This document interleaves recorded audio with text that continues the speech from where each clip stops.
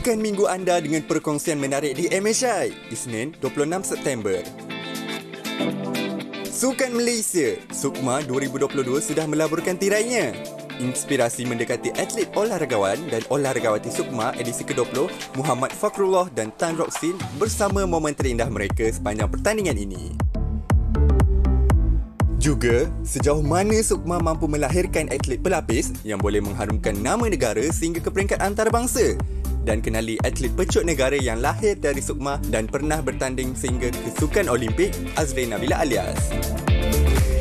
Ya, selamat pagi. Assalamualaikum warahmatullahi taala wabarakatuh. Kita mulakan dengan berita yang cukup baik. Ya. Semangat Malaysia, itulah keluarga Malaysiaku yang kita banggakan dengan pencapaian-pencapaian atlet kita baru-baru ini di SUKMA 2022. Ya, Sukan Malaysia, SUKMA pastinya satu sukan yang akan menjadi antara temasya yang kita ikuti kerana ia membabitkan keseluruhan pertandingan yang membabitkan negeri, pembangunan atlet-atlet pelapis. Di sini lahir ramai sekali atlet-atlet yang pada ketika ini membawa nama negara Malaysia. Tapi sebelum Tuan Nim, kita terlupa satu perkara. Apa dia? Kita belum sebut Assalamualaikum. Betul. Kita belum bagi salam lagi.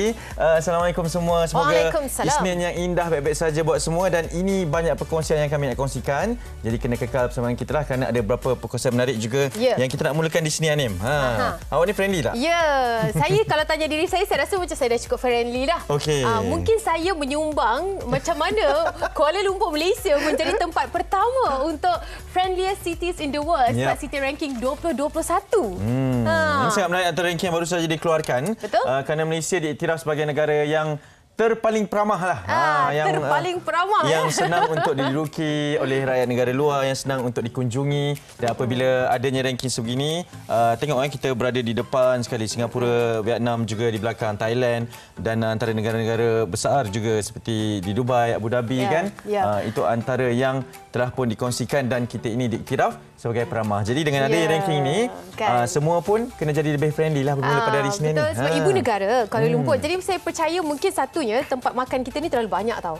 Jadi bila tempat makan banyak, syurga makanan ni sebenarnya dia mengikat antara satu sama lain. Iyalah. Kalau nak tackle orang dengan perutnya dulu kan. Ya, kita kena jaga perut dulu baru boleh jaga orangnya. Macam tu. Lapar pula kita tanya, kita harap kita kekalkan. Ini bukannya apa kan, walaupun ranking semata-mata, tetapi kewujudan apabila kita tu bersama-sama, bermesra dan mungkin menjadi orang yang saling menghormati kan. Bermulanya daripada sekecil-kecil perkara. Jadi mungkin mereka yang hadir, mereka yang datang berkunjung di Malaysia juga dapat merasai kemesraan dan juga peramahnya kita. Antara kemesraannya adalah nak ucapkan tahniah juga. Betul. Menghargai individu hebat dalam negara kita ini. Ucapkan tahniah kepada Ketua Pengarah Kesihatan Yang Berhormat Tan Sri Datuk Seri Dr. Nur Hisham Abdullah di atas penghormatan terbaru yang diterima ini, penganugerahan Royal College of Surgeons of Edinburgh International Medal 2021. Telah pun kita sedia maklum diwara-warakan berkenaan dengan perkara ini dan ini satu lagi pengiktirafan tertinggi yang diterima kerana kecekapan, kerana kehebatan dalam menangani isu pandemik COVID-19 kan. Terutama sekali pada waktu kritikal kan, beberapa tahun kita di fasa pandemik. Tahniah sekali lagi diucapkan kepada Tan Sri Datuk. Okey, kita teruskan dengan perkongsian. Macam biasa, perkongsian cuaca kita mulakan di MHI supaya anda lebih cakna dapat rancang perjalanan semenanjung Malaysia. Rata-rata kalau selalu kita kongsikan hujan, hari ini nampak sedikit berbeza. Di Pulau Pinang, Selangor, wilayah Persekutuan Putrajaya, Kuala Lumpur, Melaka dan juga Negeri Sembilan dikabarkan cerah pagi, petang dan juga malam.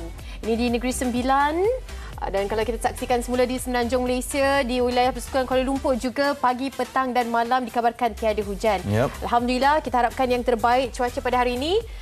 Di tempat lain, Perlis, Kedah, Kelantan, Terengganu, Pahang, terutama sekali Johor yang kini berada pada fasa yang agak membimbangkan, banjir dan sebagainya.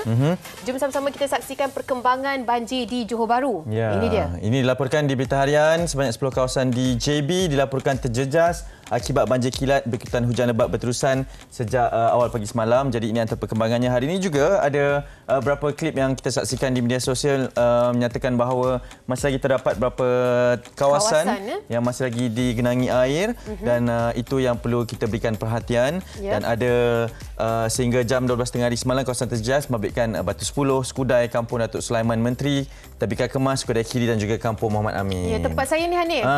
Tu baru nak cakap Anim tahu dah ni kan. Patutnya perancangannya nak balik kan untuk minggu ni dan juga akhir bulan ni. Tapi itulah kita kena fikirkan juga perjalanan macam mana kan. Kawasan pun dikepungi air. Okey. Ini dia kita nak kongsikan dari portal bencana Pusat Kawalan Bencana Negara di mana anda boleh saksikan ini merupakan tempat pemindahan sementara. Ada 2 tempat, Pusat Kokurikulum Johor di Sungai Tempayan di Pontian dan kalau kita saksikan satu lagi tempat di sini. Sekolah Kebangsaan Bintang Pesrai di Batu Pahat Johor. Okey, jadi kalau anda dapat saksikan juga di sini data-data yang berkaitan dengan berapa jumlah mangsa dan jumlah keluarga yang dipindahkan buat setakat ini, setakat pada jam berapa ni? Ini yang terkini. Ini yang terkini ya, setakat pagi ini. Anda boleh saksikan di portal Kawalan Bencana Negara. Okey, baik. Ini sikit perkembangan dalam negara kita yang perlu kita sentiasa cakna dan waspada berkenaan dengan perkembangannya. Okey, ini juga dalam negara kita. Nama pun Sukan Malaysia ataupun SUKMA selepas sepi kerana pandemik COVID-19, apa yang tak terkesankan. SUKMA kembali pada tahun ini di ibu negara di Kuala Lumpur, di sekitar sini, dianjurkan oleh pihak Majlis Sukan Negara Malaysia dan kita nak raikan kalau ada tamasya sebegini, dia akan ada olahragawan dan olahragawati. Ini bukannya masa peringkat sekolah, dia peringkat Sukan Malaysia 2022. Sebab tu kita kena naikkan, kita kena banggakan dengan nama 2 insan ataupun mereka yang memperjuangkan. Kalau kita nak kabarkan di sini, Muhammad Fakrullah Rumaizi bergelar atlet lelaki iaitu olahragawan dengan merangkul 9 emas untuk sukan kanu mewakili negeri Johor dan juga olahragawatinya negeri Johor juga. Negeri Johor juga. Jadi kita nak perkenalan terlebih dahulu dengan kedua-dua atlet hebat ini. Jom.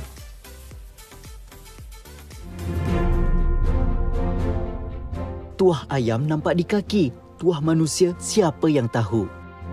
Impian atlet Kanu Johor Muhammad Fakrullah Muhammad Rumaizi untuk bergelar atlet lelaki terbaik menjadi kenyataan selepas menggenggam 9 pingat emas keseluruhan dalam Tamasya Sukan Malaysia SUKMA edisi ke-20. Anak muda berusia 21 tahun ini berjaya membuktikan kemampuan sebenarnya dalam saingan di Kompleks Sukan Air Presen 6 Putrajaya dengan memecahkan 2 rekod kebangsaan. Menerusi acara K2 500 meter, dia berjaya melengkapkan kejayaan gemilang dengan catatan baharu 1 minit 43.045 saat serta 3 minit 35.50 saat dalam acara K2 1000 meter. Penyampaian trofi disempurnakan oleh legenda berbasikal trek negara, Datuk Azizul Hasni Awang yang diterbangkan khas dari Melbourne, Australia. Gelaran atlet wanita terbaik turut hadir menerusi kontingen selatan tanah air itu selepas perenang mudanya Tan Ruzin berjaya membolot 6 pingat emas, 1 pingat perak dan 1 pingat gangsa. Lebih manis, kejayaan anak kelahiran Johor Bahru itu hadir pada penampilan sulungnya dalam Tamasya SUKMA.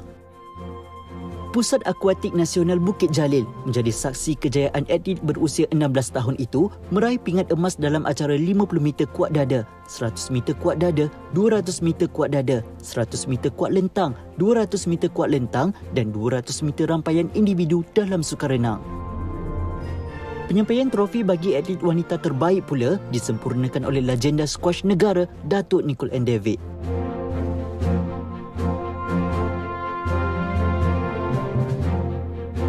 Ya, tahniah kita ucapkan kepada olahragawan dan juga olahragawati bagi SUKMA 2022. Tapi takkan kita nak tengok secara bingkisan saja kan? Kita pasti nak bersama-sama dengan mereka secara langsung yang sempat kita bawakan hanya secara maya. Walaupun begitu, kita terus sahaja bersama dengan Muhammad Fakrullah Rumaizi dan juga Tan Ruksin kini bersama-sama dengan kita. Hai. Hai. Dengar tak? Dengar tak? Dengar. Atlet-atlet kita macam ni kan. Kalau dia macam lambat sikit. berdepan-depan ni memang macam ni. Okey, kita mulakan dengan Fakrullah. Fakrullah, tahniah menjadi olahragawan. Jarang sebenarnya Nim dalam tamasya ini ada olahragawan daripada kategori atlet kanu kan.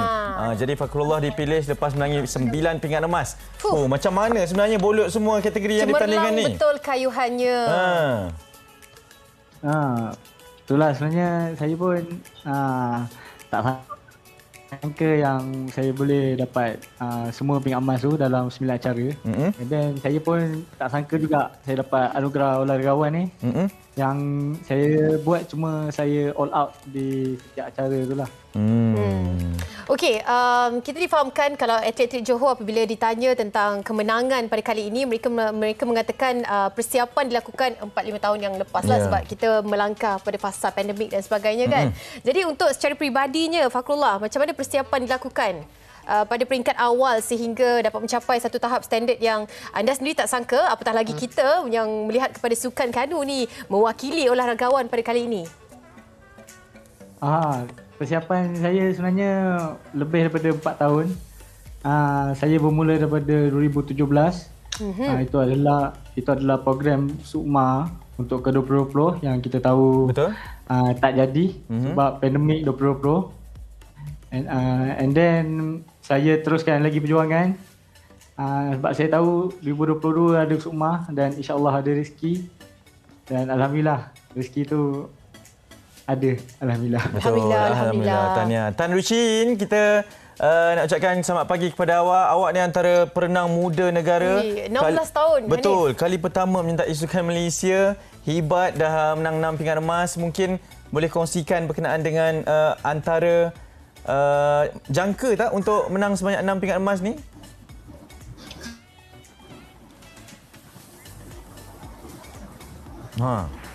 Kita ada boleh ulang sekali lagi tak? Tak dengar. Boleh. Awak expect tak untuk menang 6 pingat emas dalam semua acara yang awak sertai ini? Itu dia. Ini mungkin boleh translate ya? Dengar tak Tan Rushin? Mungkin tak apa, kita cuba untuk mendapatkan Tan Rushin. Sambil-sambil tu, inilah dia olahragawati kita untuk SUKMA 2022. Mewakili negeri Johor untuk sukan renang. 6 pingat emas yang dihadiahkan buat negeri tersebut. Dan sekali lagi, ayo kita bersama dengan Tan Rushin. Dengar ke kita? Tan Rushin? Dengar. Okey. Sekali lagi Hanif Miswan. Ya, awak jangka tak untuk menang sebanyak 6 pingat emas ni? Oh, begitu mencabar pagi ini. Kita pun tak jangka akan berlaku sebegini, tapi itulah sebab baru berusia 16 tahun. Fakrullah, tolong selamatkan kami, Fakrullah. Tolong selamatkan kami di sini sebab kita cuba untuk mendapatkan. Okey, pastinya ini satu yang berita baik bukan sahaja buat negeri Johor, tetapi bila melihat kepada atlet-atlet ini bukan bermain di tuan rumah lah, bukan bermain selaku tuan rumah pada tahun ini, tetapi menjuarai kebanyakan pingat. Jadi mungkin Fakrullah, vibe dia berbeza bila kita tak bermain di rumah sendiri, bila kita pergi ke Kuala Lumpur, Bangi dan juga Johor pun bukan negeri yang dipilih menjadi tangga teratas, kan? Jadi Fakrullah, macam mana mungkin keadaannya, pressure-nya, tekanannya pada ketika perlawanan berlangsung, kayuhan berlangsung? Dari segi vibe dia memang suasana je lain daripada kita punya kawasan kita sendirilah, dekat Johor sendiri. Cuma apa yang saya dan teammate Johor buat, kami teruskan fokus sebab pressure tu biasa, dan juga perang psikologi tu juga biasa antara atlet. Tapi walau macam mana pun dalam air kami tetap kawan, dalam atas darat kami kawan. Okey, ni kawan dan lawan lah ya. Semangat kesukanan ni. Kabarnya banyak memecahkan rekod kebangsaan ni. Ini sesuatu yang memang awak sasarkan, Fakrullah? Ya, betul. Saya dan juga tim Johor selain daripada ingin mendapat pingat emas, kami juga target. Ini betul-betul mencabar. Dia bukan saja cabar. Okey, sebenarnya Fakrullah, kita dengarkan suara Fakrullah pun sekat-sekat kat sini. Mencabar betul kita. Johor hujan ke sekarang? Hujan ke sekarang? Betul tu, agak cuaca agak tak kurang baik sikit. Okey, tak apa, mungkin memang awak jangkakan tadi, sambung sedikit Fakrullah, jangkaannya untuk memecahkan rekod tu. Selain daripada kami ingin target pingat emas, kami juga memang target untuk pecahkan rekod kebangsaan. Sebab kami pun dah training agak lama dan kami tak nak sia-siakan apa yang kami dah training ni. Kami terus bolot habis-habis. Itu dia semangat juang. Ayat dia tu memang bolot tak bagi can ni. Bolot tak bagi can. Dengarlah tadi, kalau di air kita lawan, di darat kita kawan. Okey, itu dia. Kita cuba sekali lagi bersama dengan Tan Rushin. Okey tak keadaannya di sana? Lai. Kita nak tengok medal boleh? Kita nak tengok medal boleh? Boleh tunjuk medal tak? Tu dia. 9 campur 6, 15 pingat emas dikalungkan. Tak sakit ke tengkuk tu bawah? Ruchin, awak diberikan anugerah olahragawati oleh Datuk Nicole David ya. Antara legenda hebat dalam anugerah sukan kita ni, industri sukan kita ni. Jadi itu memberi awak inspirasi perasaannya, Ruchin? Inspirasi. Saya rasa sangat gembira sebab dapat pingat daripada Datuk Nicole David. Yeah. Oh, itu saja. Comel lah tengok sini. Dia kalau sportsman ataupun sportswoman memang macam ni Tapi memang berenang memang laju. Kan. Tapi kadang-kadang mereka ni sangat introvert jugalah untuk bercerita kan. Okey, kita nak ucapkan tahniah kepada kedua-duanya. Saya percaya masa depan yang sangat cemerlang dalam dua-dua acara ini kerana Sukan Malaysia ni antara bakat pelapis. All the best ya kedua-duanya. Terima kasih. Baik, terima kasih. Terus maju, terus terbang tinggi. Kalau kita nak ikutkan kan, apabila Hanif kata Sukma ni merupakan satu platform bagi pelapis. Macam mana kita lahirkan bintang-bintang kita dalam arena sukan. Datuk Wira Lee Chong Wei juga bermula dengan Sukan Malaysia. Datuk Azizul Hasni Awang dalam sukan berbasikal. Nicole and David dan juga Pandarila Rinong, Shalin Zulkifli. Ini semua barisan-barisan atlet yang bermula daripada Sukan Malaysia. Ya, betul. Senang cerita memang Sukan Malaysia ni adalah kemasya yang mencungkil bakat-bakat hebat ni, dan itu yang akan kami bincangkan berikutnya berkenaan dengan nak dikatakan postmortem tu tidaklah sangat kan. Sedikitlah pasca Sukma dan bagaimana penambahbaikan yang boleh dilakukan kan untuk acara Dwi tahunan ini. Okey, kita berhenti rehat seketika, selepas ni kembali bersama kami di Malaysia hari ini.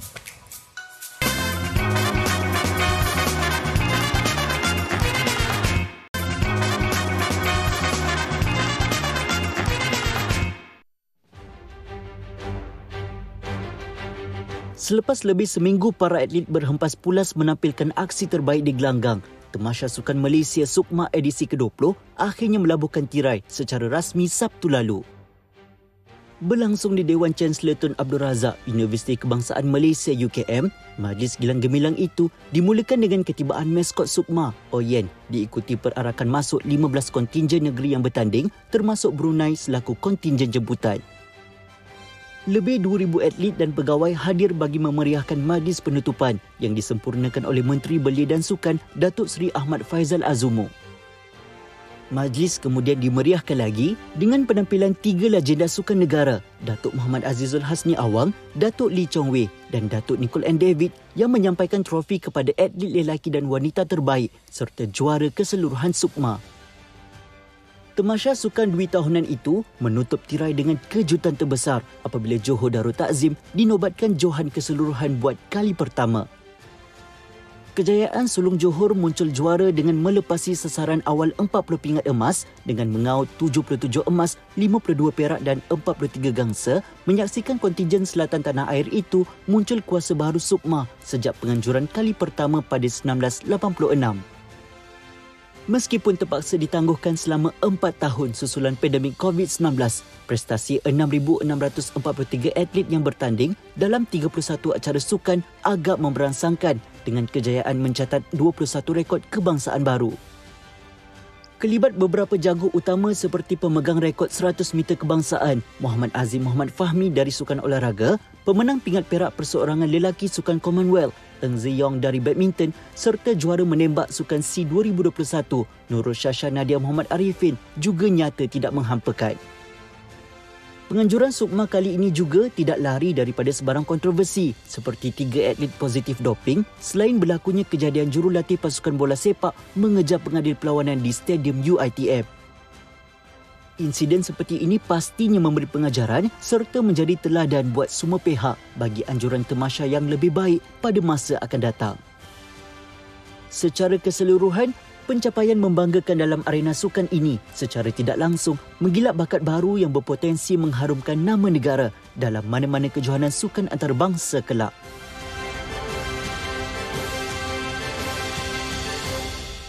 Baik, itu dia kita bawakan warna-warni Tamasya Sukan Malaysia 2022 pada kali ini yang berlangsung di Bangi, UKM Bangi, dan pastinya itu merupakan satu pelbagai, bukan saja keunikannya tetapi kontroversinya pun tidak kurang hebatnya. Betul. Untuk SUKMA kali ini. Itulah Tamasya, itulah penganjuran. Awak cakap warna-warni tadi Awak pun hijau ni. Memang warna-warni pada hari Isnin. Kita nak perkenalkan betul, kita nak perkenalkan tetamu istimewa kita bawakan di studio pada pagi ini. Kami sangat berbesar hati menerima kunjungan Datuk Ahmad Syafawi Ismail, Ketua Pengarah Majlis Sukan Negara Malaysia. Assalamualaikum, selamat pagi Datuk. Terima kasih Datuk bersama dengan kita pada pagi ini. Dan pastinya telah melabuhkan tirai pada 24 September, berlangsung dengan satu peringkat ataupun prestasi yang tersendiri pada kali ini. Selepas beberapa tahun kita tidak menyaksikan Sukan Malaysia. Jadi macam mana secara keseluruhannya komen dari segi melihat pencapaian prestasi atlet dan juga penganjuran SUKMA Malaysia pada kali ini? Terima kasih Anim. Anim tanya tentang penganjuran dan juga prestasi. Dari segi penganjuran dulu, kalau kita lihat bahawa penganjuran kali ini dalam keadaan yang masih singkat. Keputusan untuk kita menganjurkan ini pun kita dapat restu daripada Kabinet pun pada bulan Februari je. Okey. Walaupun Johor telah memaklumkan lewat tahun lepas untuk mereka menyerahkan balik SUKMA ni kepada MSN sebagai franchise owner. Tapi keputusan untuk mendapatkan peruntukan dan sebagainya hanya pada bulan Februari, dan kita punya tempoh masa yang begitu limited lah.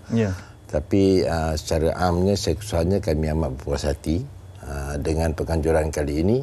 Dan walaupun dalam tempoh masa yang singkat tersebut, saya sendiri beranggapan bahawa kita berjaya melakukannya dengan sebaik yang mungkin yang boleh lah.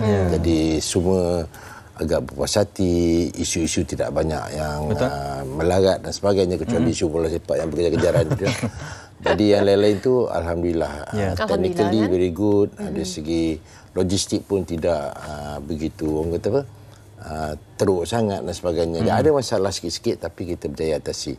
Cuma yang masalah yang isu dari segi prestasi ataupun kejayaan segi prestasi, kita lihat kat sini bahawa Johor buat pertama kalinya berjaya muncul juara keseluruhan. Dan saya banyak ditanya soalan ni, kenapa Johor dapat, apa jadi dengan Terengganu, wilayah persekutuan dan sebagainya. Kalau tak, Terengganu pun tak jauh sangat daripada Johor.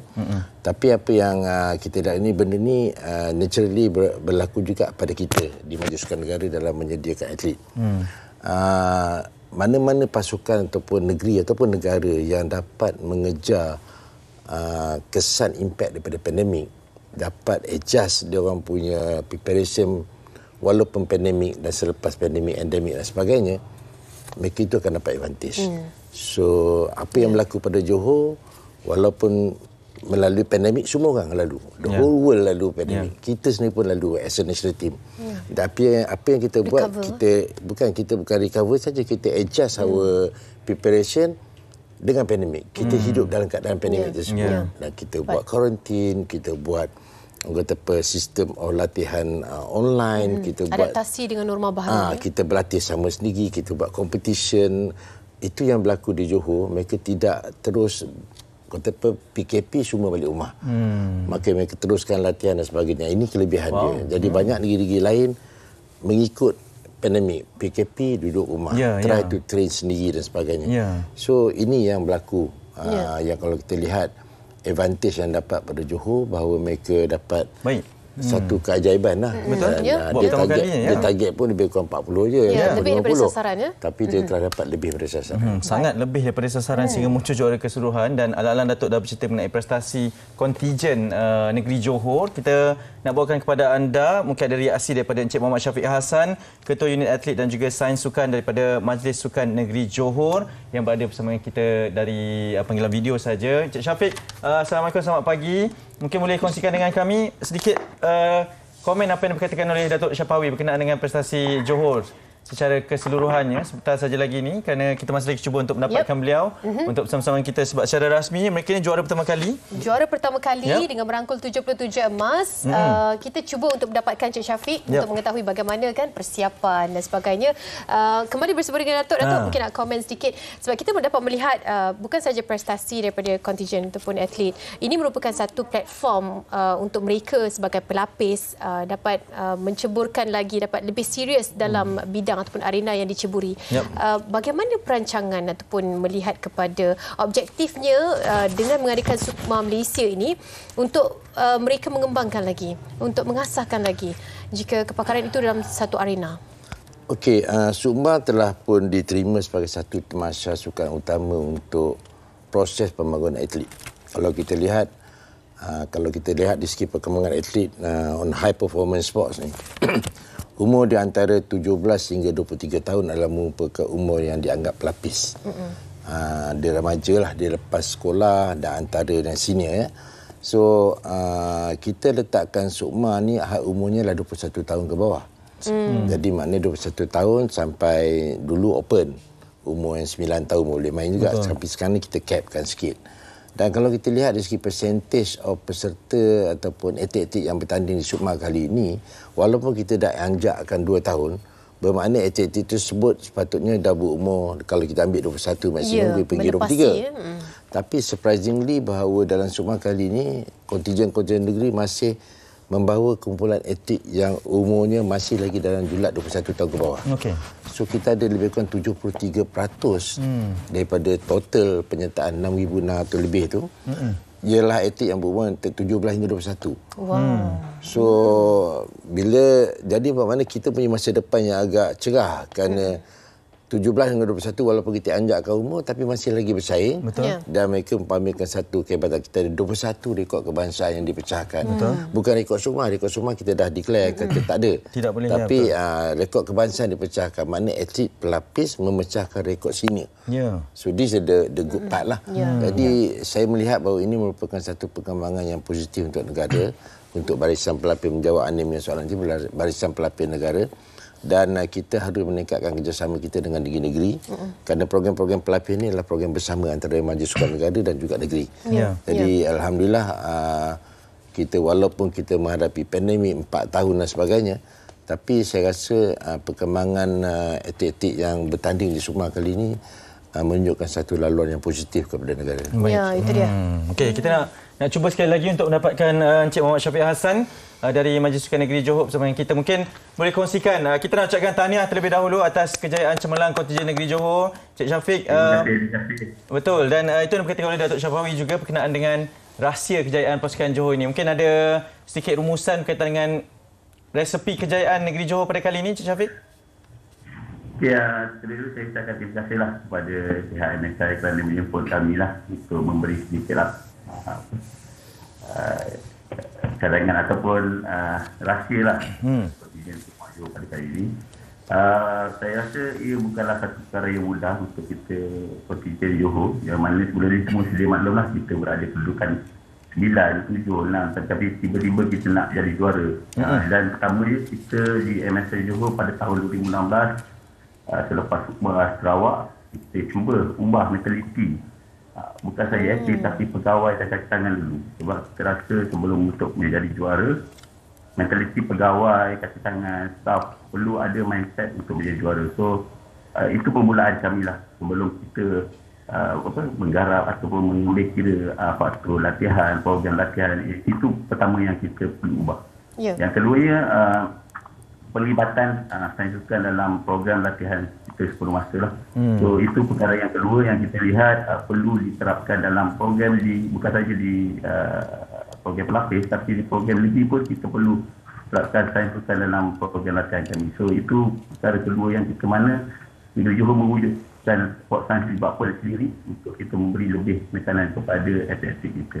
Dan yang ketiganya kita rasa sokongan daripada kerajaan Negeri Johor untuk memastikan impian dan misi kita untuk menjadi juara ni perlu kita cakap kita ada progres sport sains tapi sokongan wangan dana daripada kerajaan Negeri Johor kalau kita tak ada so perkara ni tak akan dapat berlaku. Saya rasa baik. Ya. Okay. Tiada lagi rahsia. Itu merupakan resepi kejayaan. Mi Bandung pun rahsia juga. Mi Bandung pun asam pedas kot. Agaknya banyak. Okey, sambil-sambil kita berbual ataupun berbicara di sini, kita nak kongsikan juga ini merupakan satu kisah inspirasi juga. Bermula dengan acara Sukma Malaysia, atlet pecut negara Azrin Nabila yang telah pun mewakili negara dan pastinya prestasinya perlu dikatakan di sini Ratu Pecut Sukan Universiti ASEAN 2022 memenangi pingat emas dan juga merupakan olahragawati Sukma pada tahun 2018. Okey, kita nak saksikan sedikit perkongsian berkaitan dengan Azrin Nabila. Jom.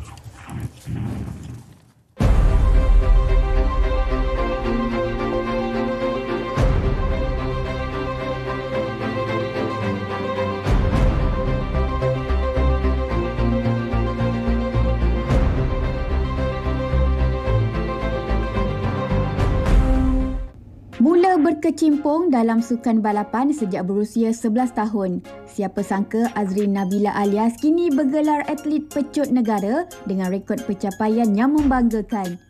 Baru berusia 22 tahun, antara pencapaian terbaiknya adalah memenangi pingat gangsa 100 meter di Sukan Sekolah-Sekolah ASEAN ASD 2019, pingat emas dalam acara 100 meter di Sukan Universiti ASEAN AUG 2022 dengan catatan masa 11.88 saat dan catatan peribadi terbaik 11.77 saat di Sukan Olimpik Tokyo 2020. Bukan mudah untuk berada pada tahap kini walaupun pada awalnya sukan larian bukanlah pilihan utamanya. Mungkin juga boleh digelar Ratu Pecut Negara. Inilah Azrin Nabila Alias. Actually, semasa saya sekolah rendah, saya banyak bermain dalam sukan olahraga, dalam bola jari, bola tapak, bola baling. Tapi dalam olahraga ni, bakat saya macam terlebih, macam ada bakat dalam larian.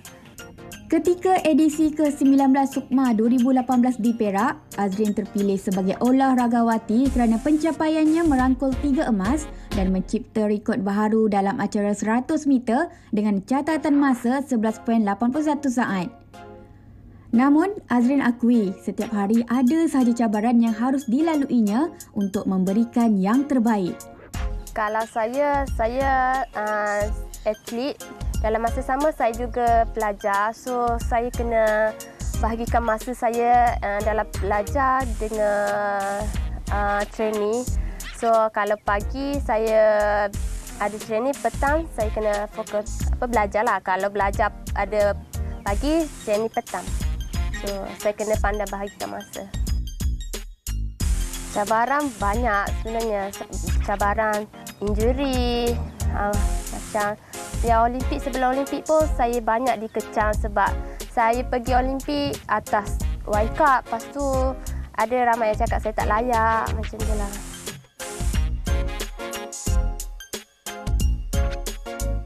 Pandangan saya macam Sukma ni macam tempat orang mencuki bakat lah untuk mewakili negara. Memberi peluang untuk atlet-atlet negeri untuk mewakili negara. Kat Sukma ni macam platform terbaik jugalah bagi saya sebab kita dapat memberi atlet-atlet negeri untuk mencuki bakat diorang sendiri. Dari situlah kita dapat memilih atlet-atlet untuk mewakili negara.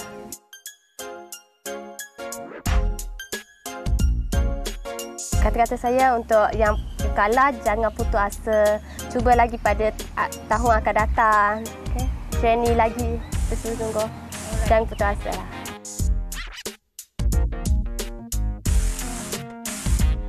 Itulah bagi saya kalau tak ada kan. Sebab macam training mestilah penat kan. Rasa macam give up. Kadang-kadang macam give upnya nak stop sukan. Tapi macam fikirkan impian kita tu rasa macam okey, teruskan je. Bermula dengan mewakili sekolah, kemudian di Sukma dan terus ke Sukan Olimpik. Siapa sangka anak jati Terengganu ini mampu sampai sehingga ke tahap ini dan sudah pasti banyak lagi yang ingin dicapainya. Azrin Nabila Alias teruslah melakukan pecutan impian untuk mencipta lebih banyak rekod dan mengharumkan nama negara. Betul, itu antara ikon yang kita bawakan, dilahirkan juga dari Sukan Malaysia, dan kita masih lagi bersama dengan Datuk Syafawi Ismail, Ketua Pengarah Majlis Sukan Negara Malaysia, dan dalam talian adalah Encik Muhammad Syafiq Hassan, Ketua Unit Atlet dan juga Sains Sukan dari Majlis Sukan Negeri Johor. Datuk, mungkin saya nak tanyakan berkenaan dengan upacara penutupan. Simboliknya membawa 3 legenda dalam bidang sukan ini. Sangat hebat. Saya sangat suka sebab ini memberi satu mesej kepada bakal-bakal jagoan atlet-atlet daripada semua negeri ketika majlis penutupan itu. Ianya mesej yang sangat kuat dalam cara penutupan itu dengan bawa ke semua legenda kita ini. Okey, kita cuba buat kelainan sikit dalam upacara pembukaan dan upacara penutup. Pertamanya, kelainan yang pertama ialah kita tak buat kat open stadium, kita buat kat indoor. Itu satu. Dan keduanya ialah kita cuba menjadikan sukma tu belong to the athlete. Jadi Chong Wei, Jijo dengan Niko adalah atlet yang hasilnya daripada sukma. So alhamdulillah YB Menteri pun setuju dengan pandangan cadangan kita bahawa let the athlete yang bagi recognition to the athlete. So kalau kita tengok macam flag itu lagi launching dan sebagainya semua dibuat oleh atlet. Jadi kita give back to them. Itu konsep dia lah. Dan dalam masa yang sama juga bila ada senior yang legend memberi kepada atlet yang baru, sudah melambangkan kesinambungan continuous dan juga satu motivation kepada those yang atlet lah. Jadi this lot of messages ataupun narrative lah di behind upacara pembukaan dan juga upacara penutup. So alhamdulillah konsep tersebut diterima oleh ramai orang dan kita syukurlah juga. Okey, kita juga bersama dengan Encik Syafiq. Bagi mereka yang baru saja mengikuti perbincangan kami, Encik Syafiq mungkin boleh kongsikan sekarang ini sasaran lebih daripada apa yang disasarkan 77 emas, dan bukan menjadi tuan rumah itu satu perkara yang sedikit unik dan juga pencapaian prestasi yang perlu diperkatakan. Kalau mungkin Johor menjadi tuan rumah pada 2 tahun lagi 2024, prestasi ataupun konsistensi itu perlu diperkekalkan ataupun perlu lebih diberikan yang lagi baik daripada apa yang disasarkan, apa yang diraih pada tahun ini. Jadi bagaimana perancangan untuk konsisten atlet-atlet muda, pelapis-pelapis kontingen Johor? Mungkin ada sedikit nak dikongsikan? Kita di MSN sebenarnya kita dah ada perancangan lah, ataupun kita sudah bersiap sedia lah untuk ke arah sukma berikutnya, yang mana kita pada atlet-atlet yang pergi ke sukma pada kali ini perlulah melepasi kelayakan. Dan kiranya mereka yang merupakan atlet terakhir di sukma 2022 ni, kiranya mereka tidak melepasi kelayakan, kita tidak akan bawa ke masa ini. Dan kita memberi ruang kepada atlet yang berumur 19 tahun yang mempunyai peluang untuk ke sukma akan datang pada tahun 2024 untuk merasai suasana vibe sukma ini supaya mereka ready. Bila kita sebut pasal sukma, mereka ready.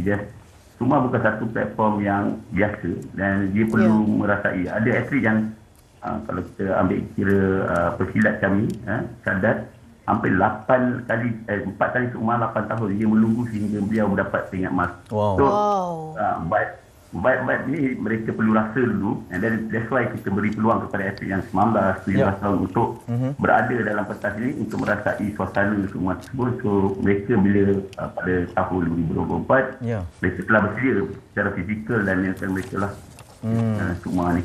Betul, dan ini pastinya dikongsikan sendiri oleh Encik Syafiq Hassan, juga bekas atlet negeri Johor, sepak takraw, seorang killer sebenarnya. Jadi dia sendiri tahu apa yang diperkatakan ataupun diperlukan oleh atlet.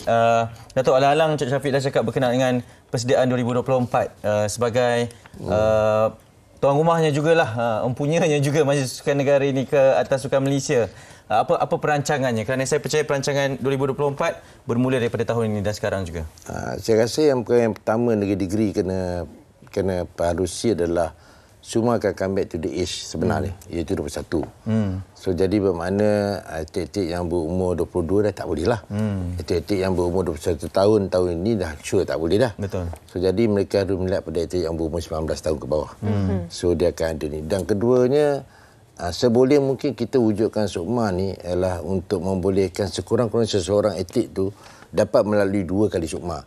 4 kali sukma tu dah melampau tu. Tapi sekurang-kurangnya 2 kali sukma. Kalau sekali dia tak lepas, sekali lagi dia akan tu. Dan sebelum dia masuk ke senior level. Jadi seboleh-boleh mungkin lah. Jadi kemungkinan besar kita dah ada bincangkan untuk kita capkan umur sukma tu.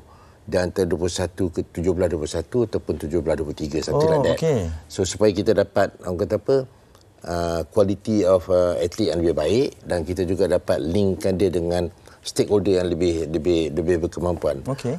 Kita tidak sangat menggalakkan SUKMA mengambil atlet yang berumur bawah 18 tahun atau 17 tahun. Kerana itu atlet yang mempunyai platform sekolah dia sendiri. They have their own circle. So let diorang melalui proses pembangunan diorang tu dalam bentuk yang bertingkat-tingkat itu. So itu yang sebaik mungkin yang boleh lah. Jadi tapi kita tak boleh nak tolak juga kalau bakat tu ada bawah 17 tu memang outstanding macam Rosin dulu. So boleh juga kita ketengahkan, tetapi seboleh mungkin kita galakkan on that basis lah. Jadi kita semua negeri harus ingat bahawa lagi 2 tahun kita akan patah balik 21.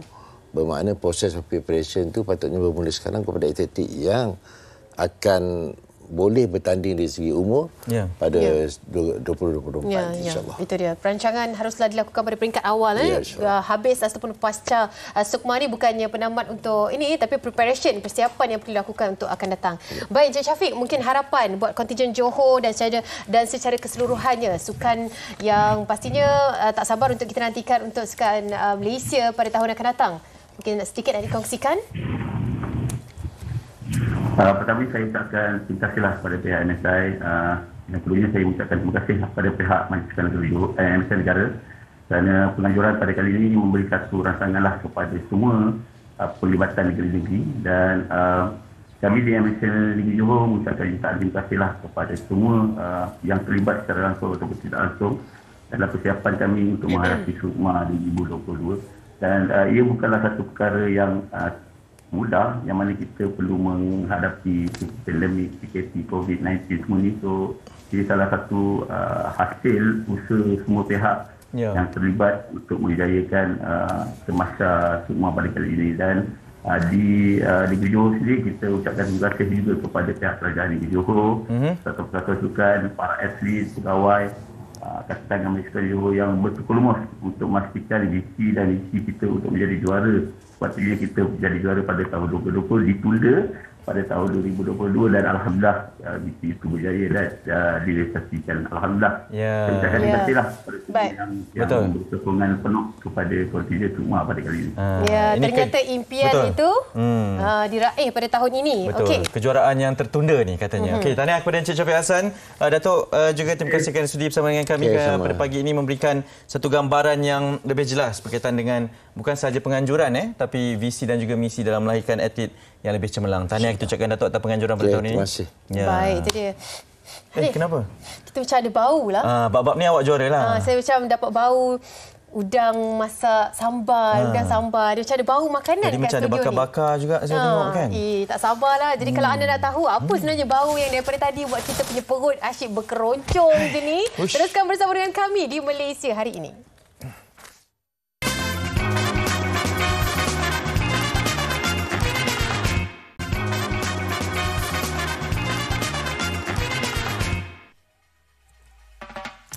Okay, presentation kita bagi dia 10 markah. Kita kena rasa sikit. Rasa 8.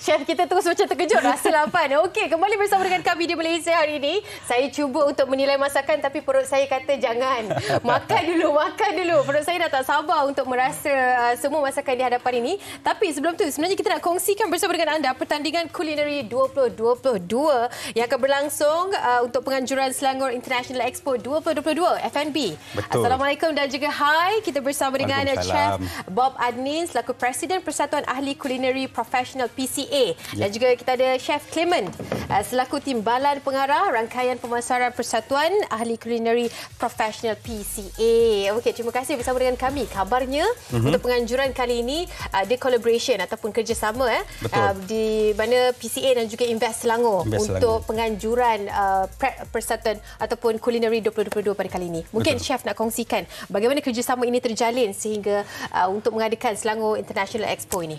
Okey, baik, saya mulakan. Sebenarnya pertandingan ni di start pada 2018. So pada masa itu dia punya pertandingan memasaknya hanya dalam kategori yang kecil. Tapi selepas dapat feedback yang banyak selepas daripada itu, so kita jadi besar dan kita improvekan lagi dan kita besarkan lagi kategori-kategori yang sepatutnya yang kita masak dan menaikkan lagi masakan yang pertama masakan Melayu lah, masakan Melayu Nusantara kita.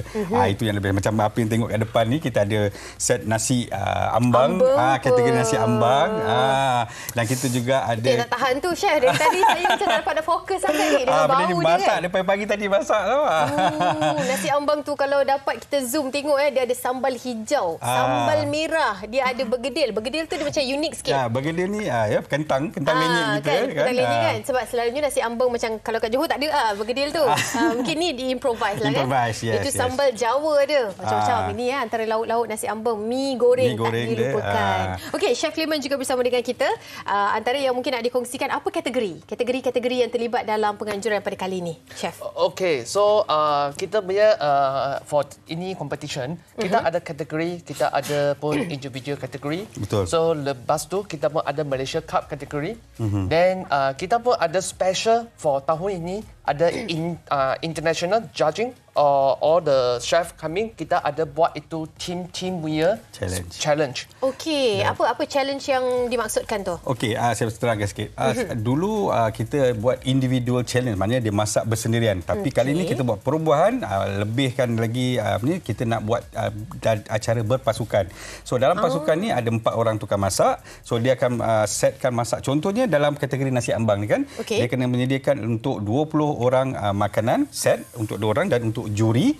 So dia 4 orang masak dalam masa untuk 2 jam. So dia akan mempersembahkan dari first course dia ada action, dia ada live action carving untuk diberi untuk juri makan, dan juri akan mengadili masakan-masakan dia dari segi rasa, presentation dan juga cara masak, hygiene yang paling utama dan cara membuat dia. Kan. Jadi chef-chef bergabunglah untuk dalam satu pasukan itu. Betul.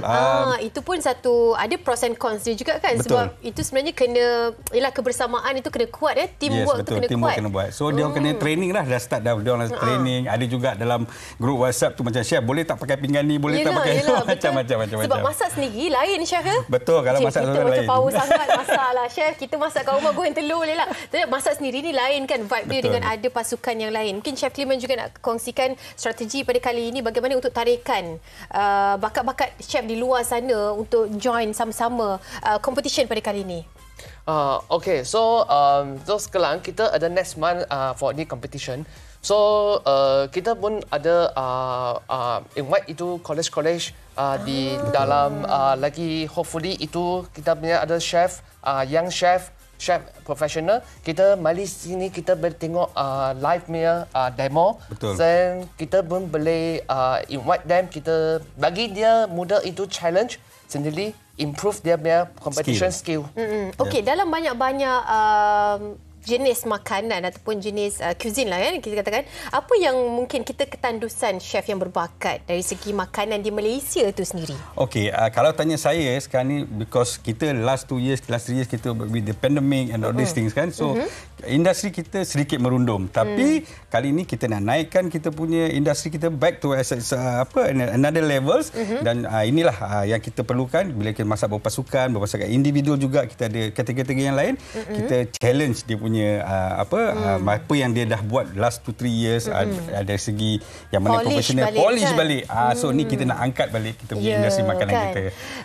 Sebab antara yang kita perlu fahami dalam masakan ini bukannya dia walaupun kata rules tu hampir tak ada dalam masakan, tapi macam mana pun cara hygiene kan, penggunaan bahan-bahan dan sebagainya itu perlu ditingkatkan jugalah dan perlu diperhalusi. Okey, bilakah penganjuran ini akan berlangsung? Okey, penganjuran ini akan berlangsung pada 6 hingga 9 Oktober tahun 2022. Tak lama lagi, dah next 2 weeks dah start dah. So apa yang menarik ni Anim, saya nak beritahu dengan you. Baik.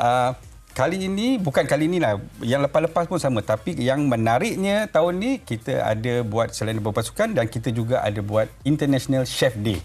So International Chef Day ni kita menyambut pada 20 Oktober selalunya. Tapi kali ni kita awalkan sikit 8 hari bulan sempena kita ada event ni dan kita boleh jemput pada semua orang ramai kat luar tu datang di KL Convention Center 8 hari bulan kita boleh sambut International Chef Day. Yang mana tukang-tukang masak kat luar tu jom panggil. Jom datang beramai-ramai. Nak kena bawa pergi Belanga Kuala ke? Tak ada. International Chef Day ni selalunya kita akan bawa pada yang chef adik-adik yang yang berumur selalu tengok chef suka minat bawa dia di KL Convention Center pada 8 hari bulan ini. So dia boleh tengok macam mana yang profesional chef ni tengok masak, boleh juga bersama-sama dengan diorang. Ya, 6 hingga 9 hari bulan. Jangan lupa untuk datang beramai-ramai bagi mereka yang meminati bukan sahaja masakan tapi makanan. Siapa yang minat makanan tu dapat bau-bau dia kan. Okey, kita jemput datang beramai-ramai di Selangor International Expo 2022 pada kali ini. Tak ada ke job kosong untuk tukang rasa ke nanti kat sana? Tak ada? Ada. Saya nak menawarkan diri. Percuma pun tak apa, Chef. Okey, Abang nak bagi tahu satu Okey, secara ringkasnya. Hakim-hakim yang kita jemput ni bukannya hakim-hakim di Malaysia saja. Hakim-hakim ni jemput juri daripada di luar negara juga. Dari Indonesia, dari Singapura, dari Thailand. Dan kita jemput yang diiktiraf, yang telah certified. Diorang panggil dah akan mengelili makan-makan di sini. Baik, dan kalau ni nak rasa, boleh datang nanti. Jemput makan. Kita boleh bagi duduk satu meja, boleh makan sekali. Itu dia. Nampak? Kita nampak. Kita tanya masa live mesti dapat punya. Okey, itu dia. Terima kasih kita ucapkan kepada Chef Bob Adnin, Presiden Persatuan Ahli Culinary Professional PCA dan juga Chef Clement bersama dengan kita, Timbalan Pengarah Rangkaian Pemasaran Persatuan Ahli Culinary Professional PCA. Kita nak rehat seketika. Saya dah tak sabar nak jamah nasi ambeng ni. Okey, kita kembali selepas ini bersama dengan Hadif Miswan dalam Malaysia hari ini.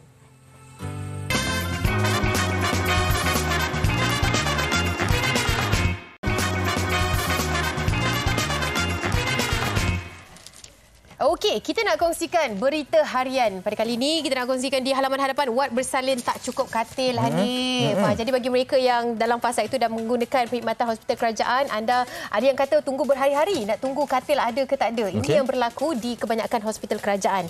Sebab apa? Sebab mungkin fasa pandemik tu adalah fasa yang ramai juga ramai juga yang aktif, jadi kita pun melihat kepada peningkatan populasi saya tak waktu jangka awak bersalin pergi ke arah itu pula. Okey. Ini di harian Metro di muka hadapan juga dikongsikan satu perkembangan yang sangat menyedihkan apabila penderitaan mangsa skamer wanita di Kemboja apabila dipaksa melacur dan juga makan khinzir kalau kita nak kongsikan, dan ianya adalah satu pengakuan ataupun satu pendedahan yang sangat-sangat mengejutkan, tapi inilah yang berlaku dalam realiti dunia kehidupan. Okey, yang terakhir kita nak kongsikan Kosmo, Hanif, madrasah operasi pulih dadah secara haram. Pihak AADK dah mengesahkan madrasah ini beroperasi secara haram dan apatah lagi dengan deraan, dengan merotan, menyeksa mereka yang berada di madrasah itu. Okey, itu sikit perkembangan di Malaysia hari ini kami bawakan. Terima kasih kerana menonton kami. Esok menarik di MHI kita bersama dengan Nostalgia Seni bersama dengan Toki. Ya, kalau anda rindukan suara emas itu, esok jangan lupa untuk bersama-sama dengan kami di Malaysia hari ini. Terima kasih, jaga diri baik-baik. Assalamualaikum. Senyum selalu.